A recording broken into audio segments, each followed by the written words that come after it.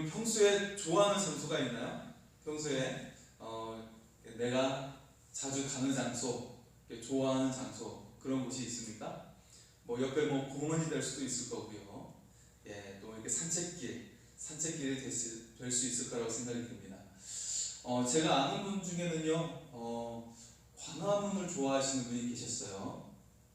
그 이유를 물어보니까 서울을 가장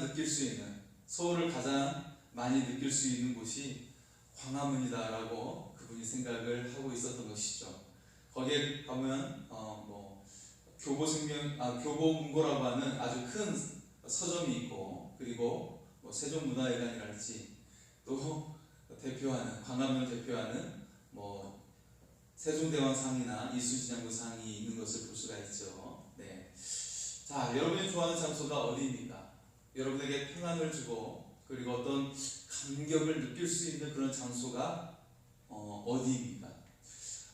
저는 확실하게 말할 수가 있는데요. 바로 저에게 평안하고 감격스러운 곳은 교회입니다.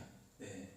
제가 참 20대에 들어섰을 때 큰 어려움이 있었죠. 예, 어머니께서 이제 암이 발견돼가지고 투병하시는 그런 상황 속을 있었습니다. 예, 그래서 제가 대학교 1학년 때 그런 상황이 시작이 됐기 때문에 큰 어려움이 있으면서 그때 저에게 정말 의지할 곳이 하나님의 성전이었어요. 그래서 새벽에도 나가서 기도하고 밤에도 기도하고 그렇게 했던 경험이 있습니다. 네. 그래서 20대 때 경험 속에 보면 저는 이 젊은 날의 그런 고민과 이 아픔 속에서 하나님께 더 열심히 나갔던 그런 경험을 가지고 있어요. 그래서 새벽에 성전에서 시작을 해서 또 밤늦게까지 기도한 적도 있고 때로는 날을 새면서 기도할 때도 있었고 그랬던 경험을 가지고 있습니다. 그래서 마치 야곱이 야복강가에서 하나님의 사자와 씨름하는 것처럼 그렇게 인생의 문제를 가지고 씨름했던 그런 경험을 가지고 있어요. 그러면서 점차적으로 지역을 품고 그리고 세계 선교의 비전을 가지게 되는 그런 마음을 품고 기도를 한 적이 있었습니다. 그때 또 뭐 연합 찬양단을 이끌고 있었기 때문에 그래서 세계 선교의 비전을 가지고 같이 기도하고 있었던 그런 시간들을 가지고 있어요. 그래서 참 성전이 저에게 안식처였습니다. 그리고 세계를 품는 무대가 되기도 했습니다. 네, 여러분 하나님의 그 성전에 대한 감격이 있습니까? 하나님의 성전에 대한 감격. 그런 감격이 오늘 이 시간에 있기를 소원합니다. 오늘 말씀 속에 보면 하나님의 전에 오르는 감격에 대해서 말씀을 하고 있어요.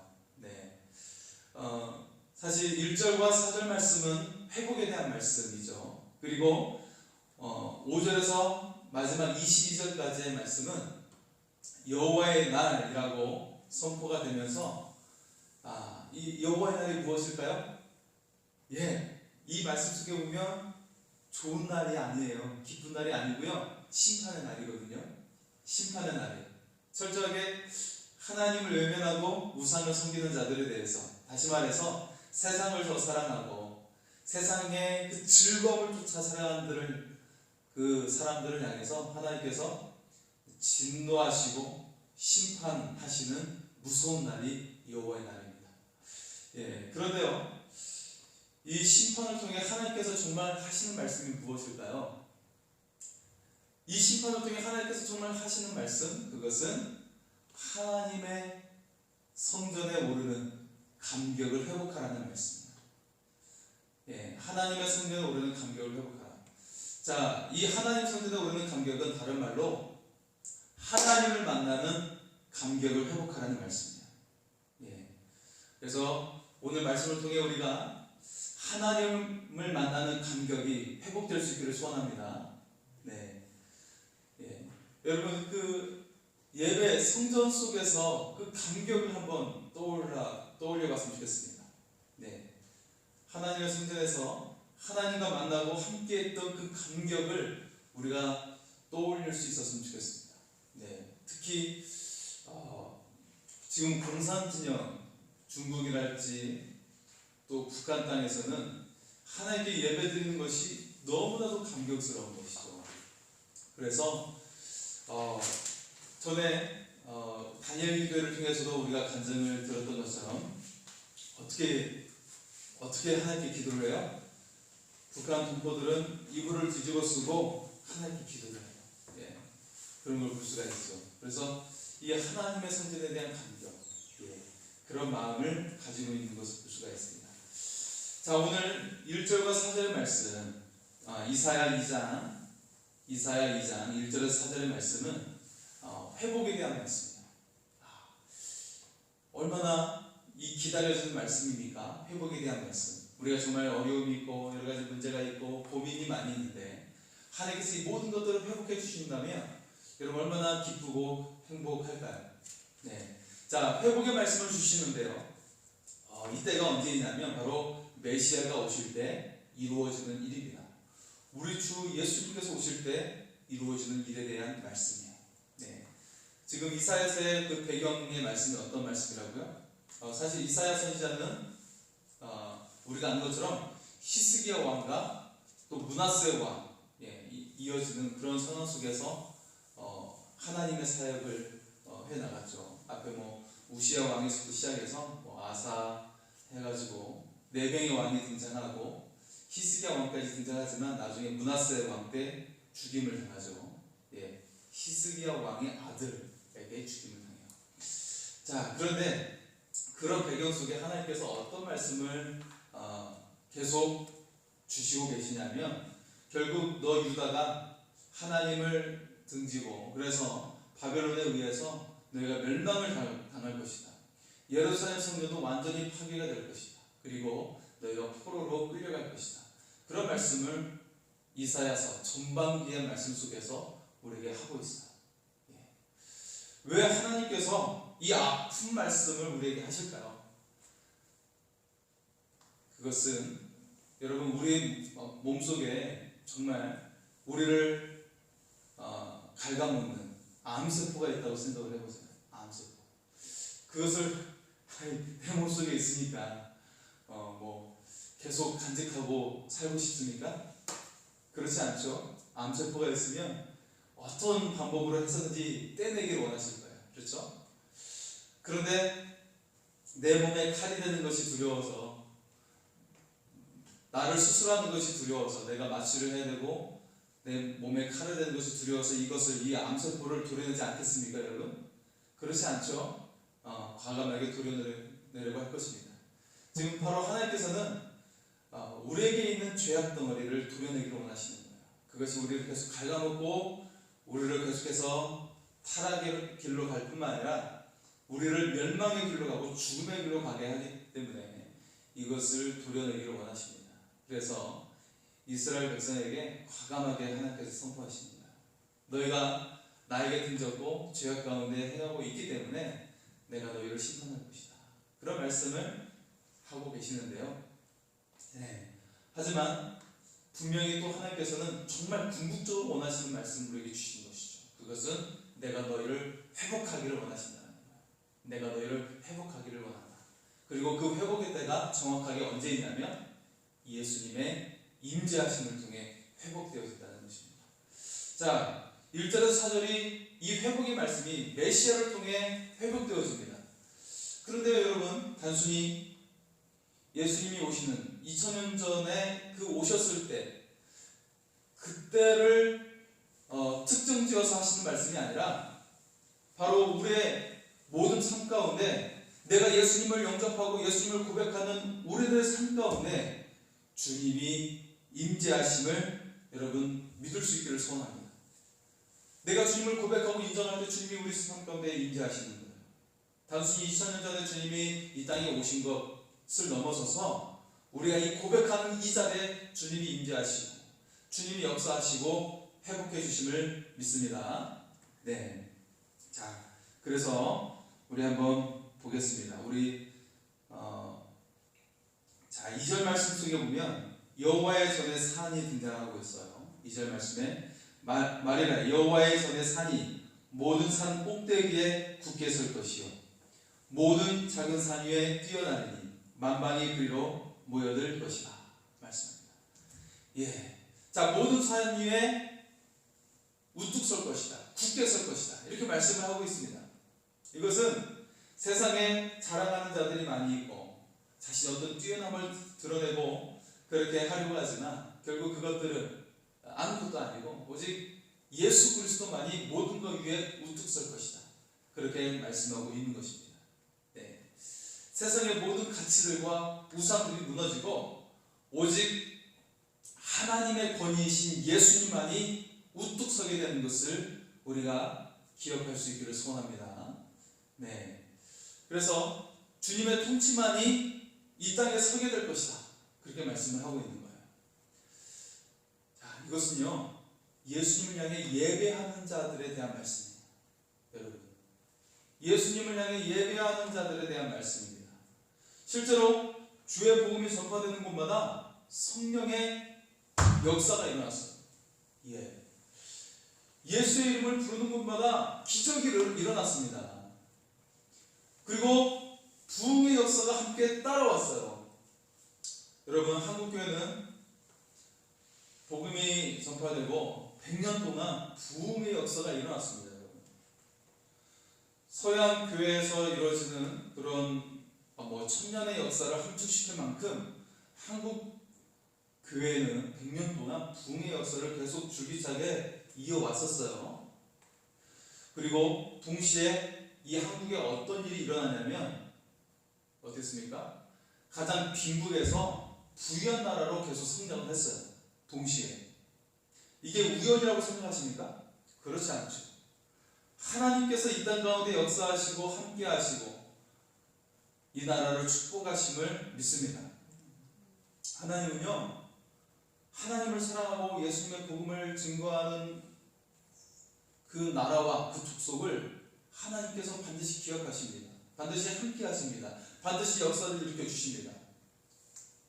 나라만 그럴까요? 여러분, 개인도 마찬가지예요. 여러분. 한 개인도 마찬가지입니다. 우리가 주님을 신뢰하고 인정하며 나갈 때 하나님 반드시 무시하지 아니하시고 그것을 잊지 아니하시고 반드시 새겨서 기억하시고 역사를 일으켜 주심을 믿습니다. 그런데 정말 내 방식대로 살아가고 내 마음대로 살아가면 하나님도 이 사람을 그냥 무시해버려요. 네가 나를 무시하고 있구나. 하나님 그렇게 판단하십니다. 그렇지 아니하고 하나님을 절대적으로 신뢰하고 하나님 말씀대로 살아가고 순전한 믿음으로 살아가면 하나님 순전한 역사를 우리 가운데 일으켜 주심을 믿습니다. 지금 이 말씀을 우리에게 주시는 거예요. 여호와의 산에 오르자 라고 하시면서 이 산에 오르자라는 말씀은 바로 하나님께로 향하는 것이고 예수 그리스도께로 향하는 것입니다.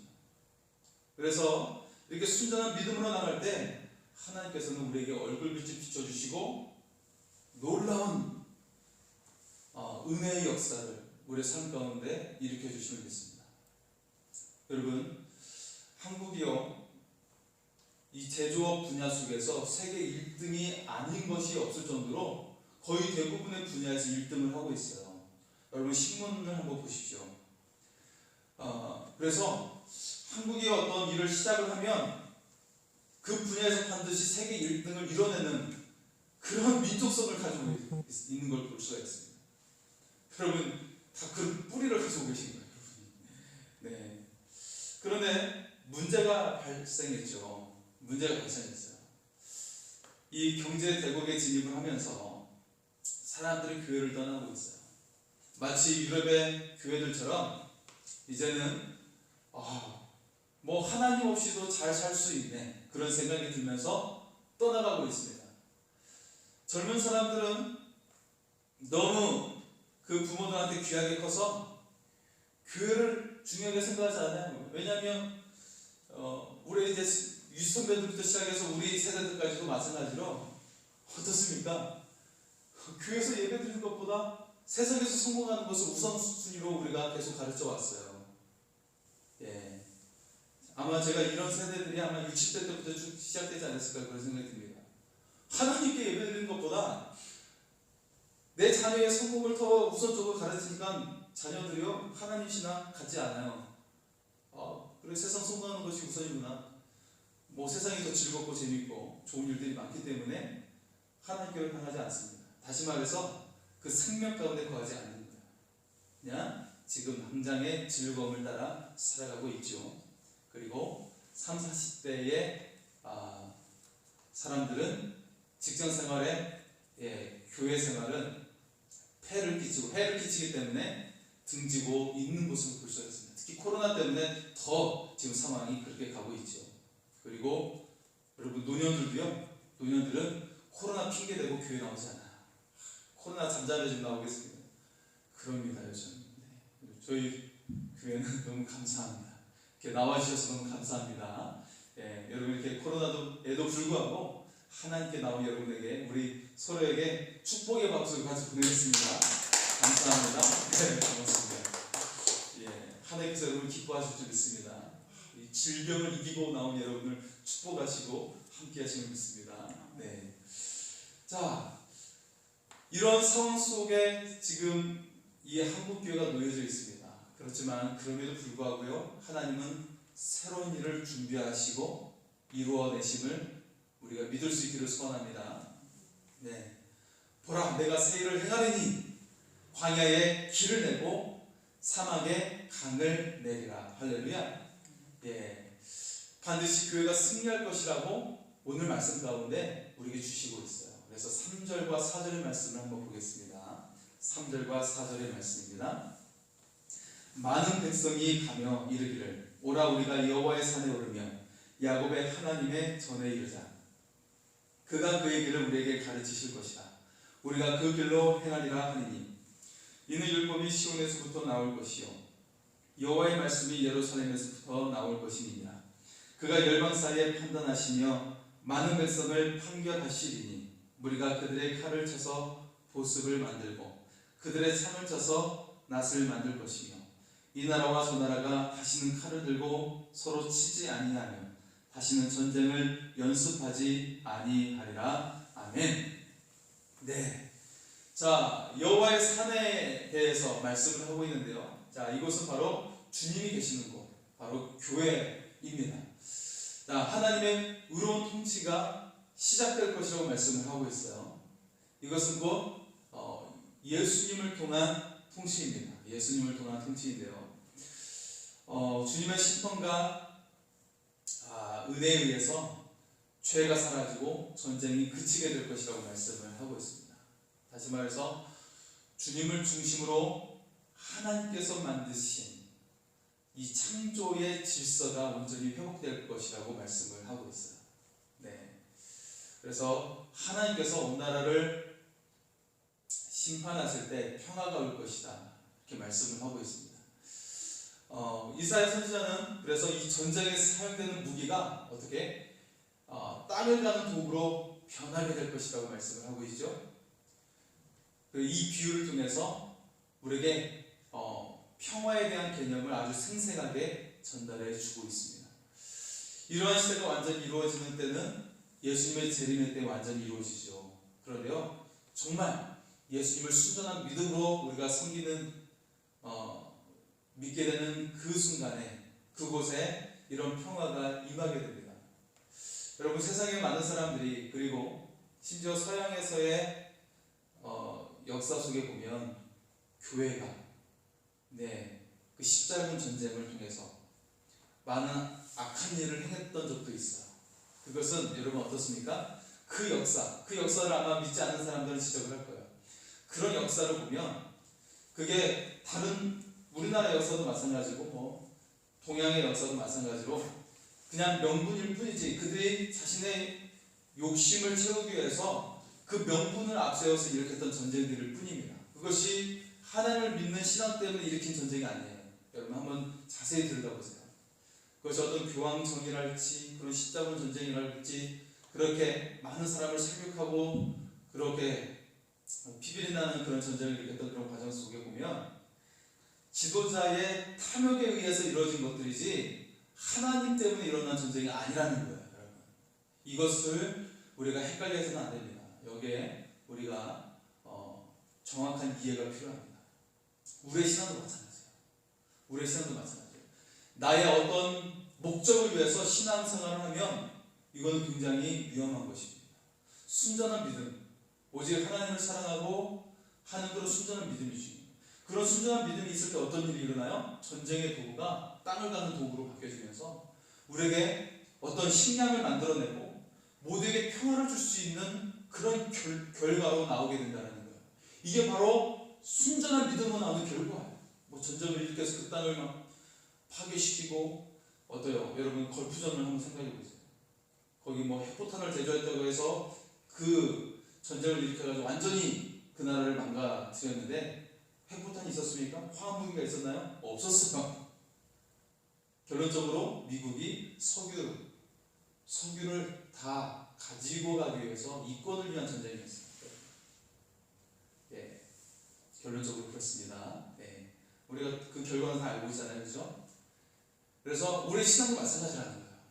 우리 명분을 앞세워서 하지만 내 탐욕을 숨겨놓고 그렇게 해서는 안 된다는 것입니다. 나의 목적을 이루기 위해서 신앙생활을 해서는 안 된다는 거예요. 오히려 하나님은요, 순전한 마음으로 하나님을 인정하고 나갈 때 그런 우리가 그렇게 목적을 위해 하나님을 이용했던 것보다 더 큰 놀라운 역사를 일으켜 주시고 우리에게 하늘에 가득한 보화를 주시는 하나님이심을 기억할 수 있기를 소원합니다. 네. 그래서 이 평화의 역사가 여러분의 삶 가운데 임할 수 있기를 소원합니다. 네. 그래서 주님의 재림의 때만 오는 것이 아니라 바로 지금 하나님을 순전히 믿는 우리의 삶 가운데 이 평화의 역사, 이 놀라운 하나님이 창조의 질서의 역사, 네, 또 하나님의 그 풍성한 역사가 우리 삶 가운데 임하게 될 줄 믿습니다. 여러분 인간이 아무리 노력해봤자 에덴 동산의 회복이 일어날 수가 없어요. 예, 에덴 동산의 회복은요, 모든 사람들이 뭐 아담과 하와가 있었을 뿐이었지만 이것은 상징적으로 모든 사람들이 정말 서로를 차별하지 아니하고 서로를 질투하지 아니하고 모든 사람들이 평화를 이루고, 지금 사실 요즘 젊은 세대들이 굉장히 어떤 페미니즘이랄지 어떤 그런 여러 가지 그런 분리하는 그런 이야기들 굉장히 많이 나오고 있죠. 남자에 대해서 여자에 대해서 구분하고, 여러분 그런 건 다 사탄의 사실 역사입니다. 에덴 동산을 보세요. 아담과 하와는 동등했어요. 동등했고 모든 사람에게 평화가 있었고, 그리고 자연도 사람과 평화를 이루어서 정말 아름다운 열매, 수많은 열매를 맺었고요. 그리고 가장 아름다운 그런 동산이 되었어요. 동물들, 그리고 어떤 짐승도 어떤 초식 동물을 잡아먹거나 그런 것들이 없이, 예, 사자들이 풀뜯어먹고 네, 그런 완벽한 평화가 이루어졌던 것이 바로 하나님의 창조의 세계였습니다. 그래서 우리가 하나님을 의지하며 나갈 때 인간의 상식을 뛰어넘는 일들이 일어날 수가 있다는 것입니다. 우리가 흔하게 말하고 있는 기적이라는 것들이 하나님께는 그냥 상식이 되어서 우리 가운데, 우리 속에 일어나게 될 줄 믿습니다. 예, 여러분 하나님 신뢰하시기 바랍니다. 여러분 그렇게 되면 정말 이 과학으로 해결할 수 없는 여러분의 질병과 연약함도 다 벗겨지고 하나님의 놀라운 역사가 일어날 줄 믿습니다. 네. 자, 그래서 5절 이하의 말씀에 보면 여호와의 날, 바로 세상의 심판에 대한 말씀이 나오고 있죠. 5절 말씀, 이사야 선지자는 5절 말씀을 통해 이렇게 선언을 하고 있습니다. 5절 말씀입니다. 야곱 족속아 오라, 우리가 여호와의 빛에 행하자. 할렐루야. 예. 자, 야곱 족속아 오라, 우리가 여호와의 빛에 행하자. 이렇게 말씀을 하고 있어요. 한번 저를 따라해볼까요? 여호와의 빛에 행합시다. 할렐루야. 자, 이렇게 선언을 하고 있어요. 여호와의 빛에 행하자. 선언을 하고 있습니다. 그리고 나서 나온 말씀이 6절부터 마지막 22절까지는 심판에 대한 말씀이에요. 여기서 끝날까요? 아니요. 3장에서는 예루살렘의 멸망을 이야기하고 있어요. 자, 너희가 계속 이렇게 해서 지도자부터 평민에 이르기까지 다 철저하게 너희가 심판을 받을 것이고, 결국 예루살렘 성도 파괴가 될 것이다 말씀하고 있어요. 여러분, 예루살렘 성이 무엇인데요? 예루살렘이 무엇인가? 예루살렘은 성전이 있는 것이고, 그런데 거기가 파괴될 것이라고 이야기하고 있어요. 무슨 말씀이죠? 지금 분명히 앞에 있는 말씀 속에서는 여호와의 산에 오르자 그렇게 이야기하고 있는데, 여호와의 산은요, 실제적으로 유대인들의 생각했을 때 여호와의 산은 예루살렘 성이에요. 예루살렘 성. 예루살렘에는 두 개의 산이 있어요. 거기에 예루살렘 성과 다윗성이 같이 우뚝 서 있습니다. 그때는 도시가 언덕 위에 서 있거든요. 이 언덕은 이들에게, 이스라엘 사람들에게 언덕이 산이에요. 언덕. 우리가 생각했을 때는 언덕이 그냥 언덕인데, 거기는 그 사람은 산이라고 불러요. 그래서 두 개의 산이 있어요. 그런데 누구나 다 알 수 있는 이 여호와의 산, 하나님의 성전인데 예루살렘이 파괴된다고 말씀하고 있어요. 3장에서 결국 이것이 무슨 말씀이냐면, 너희가 성전 속에 하나님을 가둬놨는데 그것이 아니라 정말 너희가 진심으로 하나님을 만나야 된다, 그 말씀을 하고 있는 거예요. 이것이 바로 이사야서와 에스겔과 예레미야서를 관통하는 우리에게 주는 말씀입니다. 내가 성전에 가졌던 신앙을 벗어버리고 진심으로, 전심으로 하나님을 섬기기를 원한다. 이게 하나님의 뜻이에요. 자, 여러분, 지금 코로나가 왜 일어났습니까? 코로나가 왜 일어났을까요? 우리가 지금까지 주일만 하나님을 섬겼어요. 교회에 올 때만 하나님을 섬겼어요. 그런데 우리가 지난 한 해를 겪으면서도 성전에서, 교회에서 예배 드릴 수 없는 상황을 맞이했어요. 그래서 이 말씀을 통해, 이런 상황을 통해 하나님께서는 너희가 하나님 있는 신앙으로, 너의 삶 속에 하나님을 인정하는 신앙으로 돌아가기를 원한다 라고 하는 궁극적인 메시지를 우리에게 주시고 있는 것입니다. 그래서 이 코로나 상황 속에서 여러 가지 너희가 핑계를 대겠고 여러 가지 이유를 대겠지만, 너희가 이 상황 속에 정말 삶 속에서, 너희 가정 속에서 하나님 만나기를 원한다, 그 말씀을 하고 계심을 여러분, 우리가 들을 수 있기를 소원합니다. 그런데 이것을 우리가 무시하고 이 코로나 상황이니까 라고 하면서 내 마음이 가는 대로 우리가 삶을 살면 하나님은 우리에게 정한 일을 행하십니다. 지금 이사야 2장이든 3장이든 계속 나와 있는 우리를 향한 철저한 심판을 하나님은 계획을 하고 계신다는 것입니다. 그런데 그렇지 않냐고, 하나님의 정말 원하는 말씀이 무엇이에요? 오라, 우리가 여호와의 빛에 행하자. 할렐루야. 여호와의 빛에 행하지 않았습니다. 여호와의 빛은 우리를 소생시키시고 우리를 회복시켜 주시고 그 하나님 나라의 모든 풍성함을 우리 속에 부어주시는 은혜인 줄 믿습니다. 이게 바로 여호와의 빛에 행하는 거예요. 주님의 그 빛 가운데로 나가는 것입니다. 그래서 지금 많은 사람들이 생각을 하실 거예요. 교회가 이제 코로나를 맞이해서 더 어려움 속에 가 있다, 위기 속에 가 있다 생각을 할 겁니다. 그리고 이미 그 이전에도 주일학교가 무너지고 있고 대형교회 안에서도 교회학교가 많이 무너지고 있어요. 그것이 바로 우리들이 자녀교육을 얼마나 잘못하고 있는지를 보여주는 그런 결과입니다.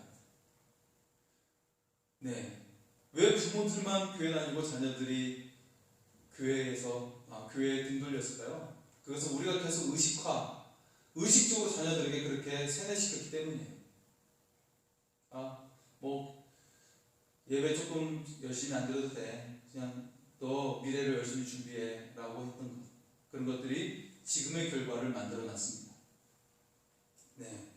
하지만요, 정말 하나님을 순전히 섬기고 주의 성령의 인도하심을 받는 자녀에게 하나님은 반드시 지혜를 주시고 지식과 성령의 이 은사와 열매를 맺게 하셔서 어떻습니까?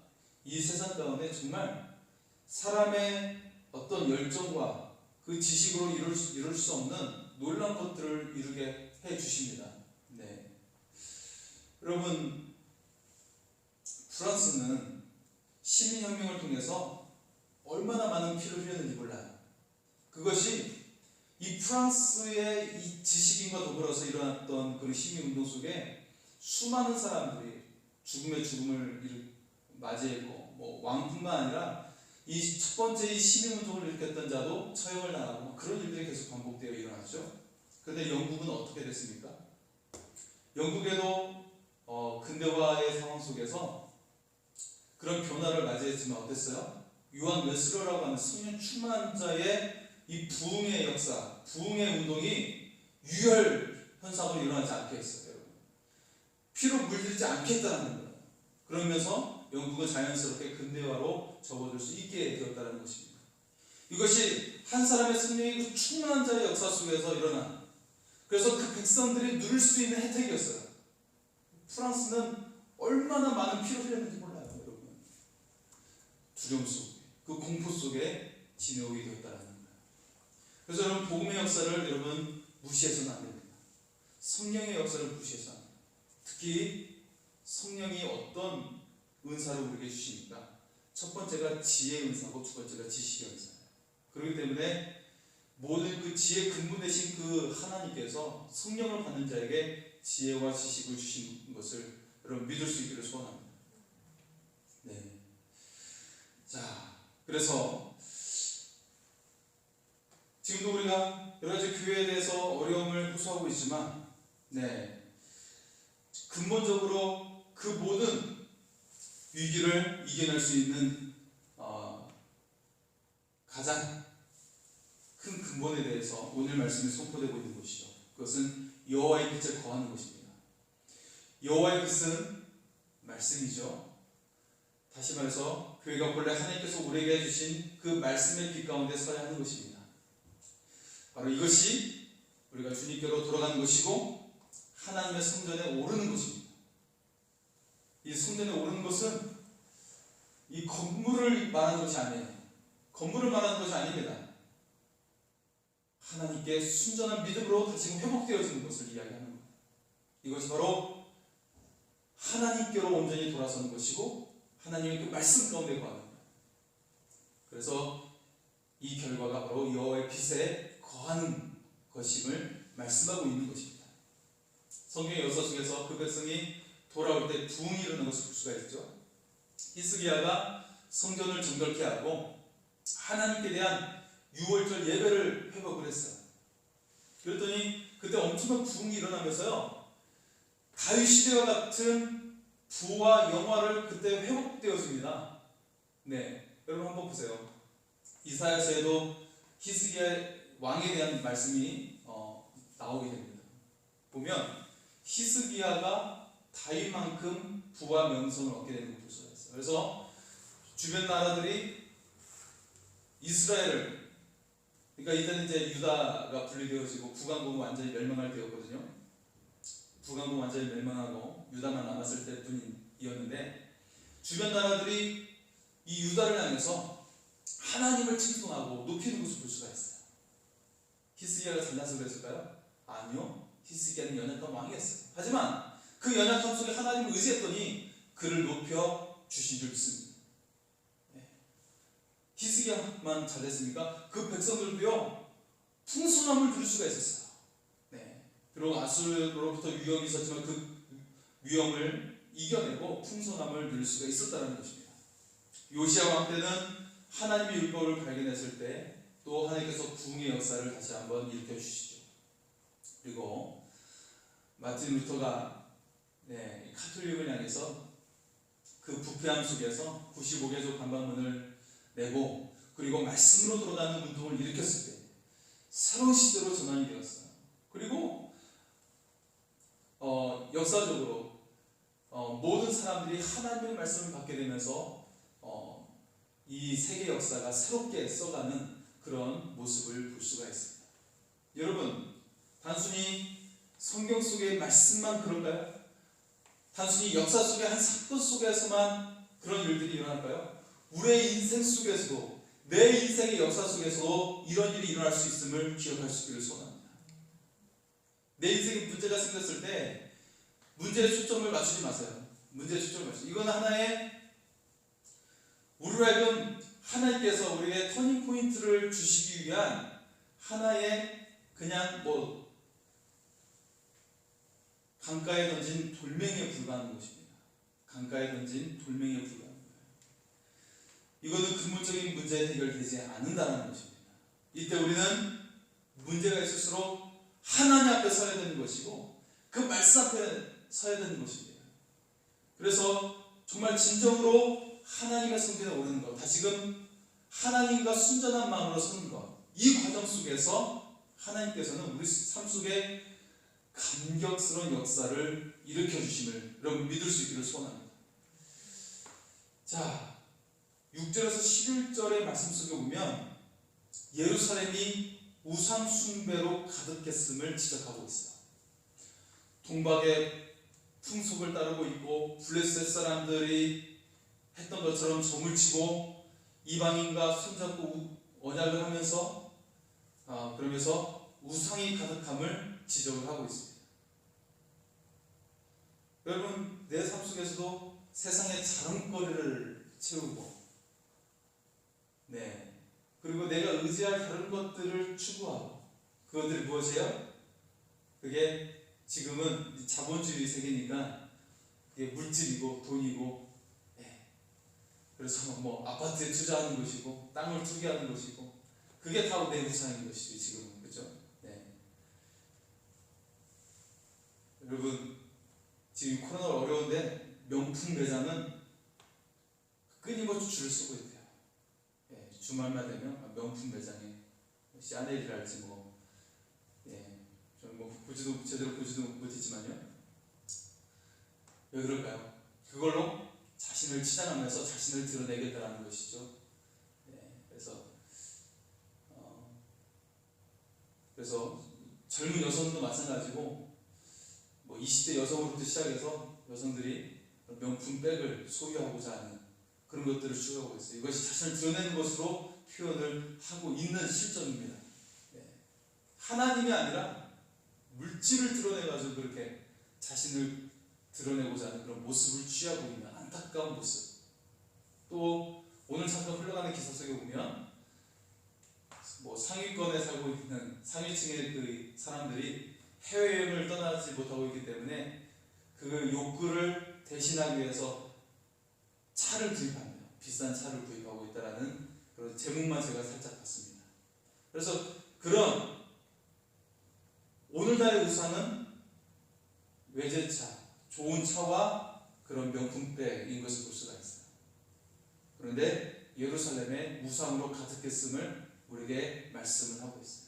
하나님께서 어떻게 그들을 처리하겠다고 말씀하고 있습니까? 조목조목 세세하게 너희들의 죄를 지적하고 너희들을 파괴시켜 버리겠다 말씀을 하고 있습니다.